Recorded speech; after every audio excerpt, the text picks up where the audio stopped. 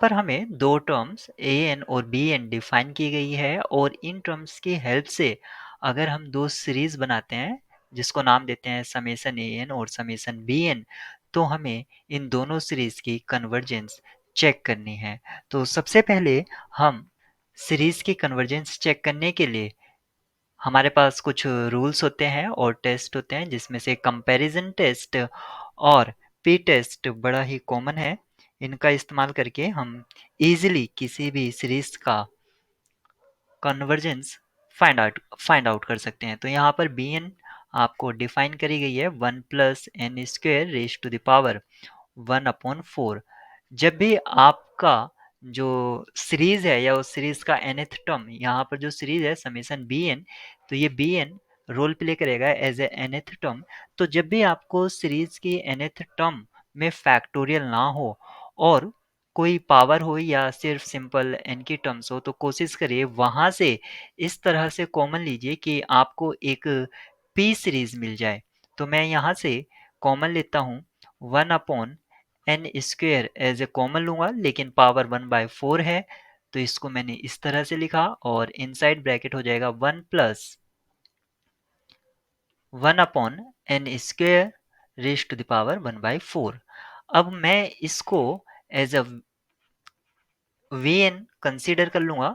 तो यहाँ पर जो वी एन है वो 1/n raise to the power half हो जाएगा। यहाँ पर अगर मैं summation B N sorry B N upon V N की अगर लिमिट फाइंड आउट करता हूं, तो ये एक फाइनाइट नंबर होगी जो कि 1 है और नॉन जीरो है। लेकिन यहाँ पर वी एन जो है, मैं अगर यहाँ पर पी सीरीज टेस्ट अप्लाई करता हूं तो ये डाइवर्जेंट होगा। क्यों होगा? क्योंकि यहाँ पर p की वैल्यू हाफ दे रखी है, लेस देन 1। कन्वर्जेंट होने के लिए यहाँ पर p का वैल्यू ग्रेटर देन 1 होना चाहिए था। इसका मीनिंग हुआ कि समेसन बी एन और समेसन वी एन दोनों का ही बिहेव अलाइक होगा। Behave alike. जब हमारी वी एन डाइवर्जेंट है तो जो बी एन है वो भी हमारी डाइवर्जेंट होगी। अब हम बात करते हैं, अगर बी एन हमारी डाइवर्जेंट हो गई है तो इसका मीनिंग है ऑप्शन ए और ऑप्शन डी यहाँ पर डिस्कार्ड हो जाते हैं। सिर्फ ऑप्शन सी सॉरी बी और सी को हमें यहाँ पर चेक करना है। ए एन यहाँ पर हमें गिवन है 3 raise to the power n plus 3, 5 raise to the power n plus 5।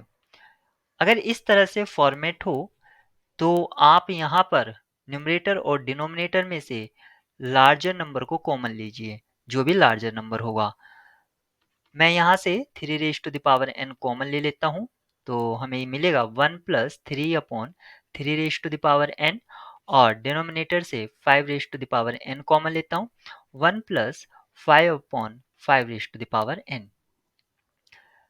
इसको मैं राइट कर सकता हूँ 3/5 raise to the power n, और यहाँ पर न्यूमरेटर में 1+3/3 raise to the power n और डिनोमिनेटर में 1+5/5 raise to the power n।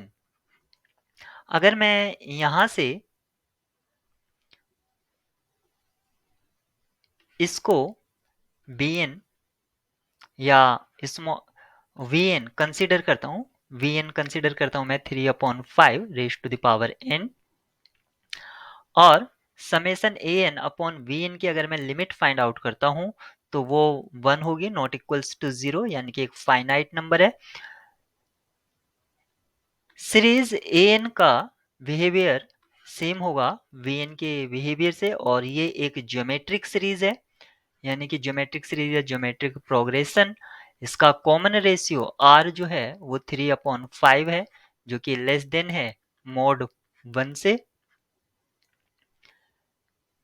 यानी कि आपका, क्योंकि वी एन आपकी कन्वर्जेंट है, इसीलिए समेशन ए एन आपकी कन्वर्जेंट सीरीज होगी।